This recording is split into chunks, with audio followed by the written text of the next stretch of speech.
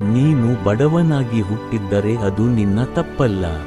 ಆದರೆ ನೀನು ಬಡವನಾಗಿ ಸತ್ತರೆ ಅದು ಖಂಡಿತ ನಿನ್ನದೇ ತಪ್ಪು. ಮನಸ್ಸಿಟ್ಟು ಕಲಿತ ಅಕ್ಷರ, ಮೈ ಬಗ್ಗಿಸಿ ದುಡಿದು ತಿನ್ನುವ ಅನ್ನ, ಕಷ್ಟಪಟ್ಟು ಗಳಿಸಿದ ಸಂಪಾದನೆ, ಇಷ್ಟದಿಂದ ಮಾಡುವ ದೈವಭಕ್ತಿ ಯಾರನ್ನು ಯಾವತ್ತೂ ಕೈಬಿಡುವುದಿಲ್ಲ. ತುಳಿದು ಬೆಳೆಯುವುದು ಗೆಲುವಲ್ಲ, ಬೆಳೆದು ಬೆಳೆಸುವುದು ನಿಜವಾದ ಗೆಲುವು.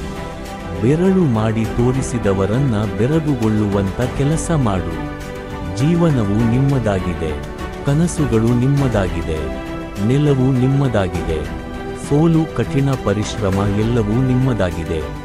ಆಗ ಈ ನಿಷ್ಪ್ರಯೋಜಕ ಜನರ ಮಾತುಗಳನ್ನು ಕೇಳುವ ಮೂಲಕ ಕಳೆದುಕೊಳ್ಳುವುದು ಯಾವ ನಾಟಕ?